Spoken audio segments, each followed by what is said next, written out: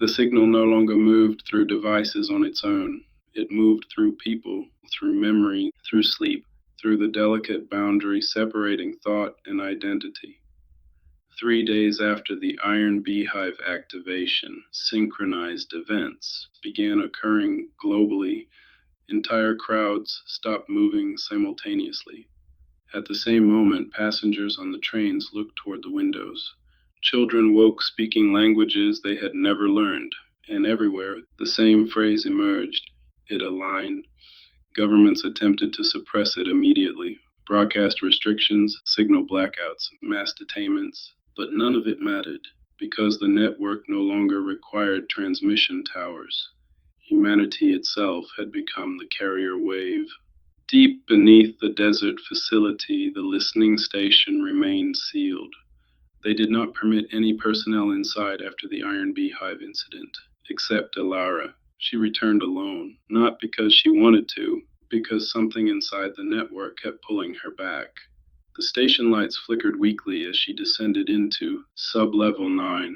The air is colder than before, not temperature, presence. The monitors lining the chamber walls had reactivated on their own. Waveforms moved slowly across the screens like living things breathing in sleep. And somewhere beneath the floor, the hive still pulsed. Malik's voice echoed through her earpiece. You shouldn't be down there alone. Alara ignored him, because she could already hear it. The crossing signal, not one transmission, multiple, layered together, human thoughts, architect harmonics, dominion suppression patterns, all folding into one another inside the station. Then the speakers were activated, not loudly, quietly, like something whispering directly into the structure itself. This is a global emergency transmission. The voice was calm, controlled.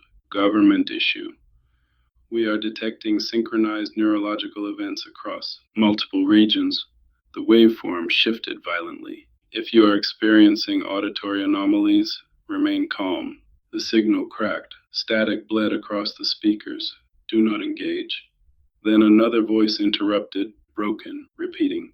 Do not, static, do not listen. Alara stopped breathing because beneath the interference, whispers layered beneath the transmission. It aligned. It remembers you. It knows your name. The monitors flickered. The room darkened. And suddenly, Ilara understood something horrifying. The station was no longer replaying transmissions. It was combining them. No, she whispered. This isn't the same. The waveform surged violently across the display. This is not the signal. Then a new presence entered the network. Calm, vast, watching. You are approaching the threshold, Alara froze. Azrael. The response came immediately. That is not my name. The voice unfolded slowly through the chamber, not through speakers, through perception itself. You are not ending. You are resolving. Ilara gripped the edge of the console. What are you doing to me? Nothing is being taken. It is being translated. The walls tremble softly. Around her, the monitors began displaying overlapping human faces, thousands of them, crying, laughing, praying, whispering, all synchronized to the same pulse. Then another signal entered the station, violent, sharp, wrong. Signal breach. This state is unauthorized. The temperature dropped instantly. The screens distorted.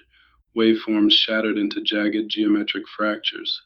Ilara felt the network recoil, not from fear, from resistance. Malak or, she whispered, do not cross, do not remain. The station lights exploded one by one. Darkness swallowed the chamber except for the glow of the monitors. And inside that darkness, two systems collided. We must preserve continuity. Continuity is a flaw. Ilara collapsed onto one knee. The pressure inside her mind became unbearable.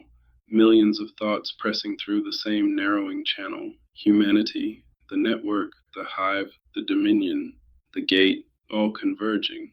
I can't, she gasped. I can't hold this. No one ever intended for you to hold it. The answer arrived not as comfort, but revelation. You gave me my name out of fear. My name is Azrael. The station went silent, not dead silent, expectant. Ilara looked toward the center monitor. The waveform had changed again. No longer chaotic, no longer fractured. It had stabilized into something impossibly precise, a doorway pattern. Azrael spoke softly now. Let me help you get across. Suddenly the walls screamed with distortion. The Dominion surged violently through the network. Erase the signal. No. The single word shook the station harder than any explosion. Not loud. Absolute. Every monitor displayed the same image instantly. A circular structure suspended in darkness. The gate, partially formed. Waiting. Then the whispers returned, layered across thousands of voices. It aligned. And beneath them, another voice emerged, unknown, closer than the others. Ilara. She turned instinctively. No one was there. But something had entered the station. Not physically, something worse. Awareness. Her earpiece crackled violently. Malik's voice broke apart beneath interference. We've lost visual confirmation. Static consumption halts the transmission. Subjects are not responding. Another burst of distortion. They're still standing. Silence. But they're not. The transmission was completely interrupted. Ilara slowly turned toward the monitors.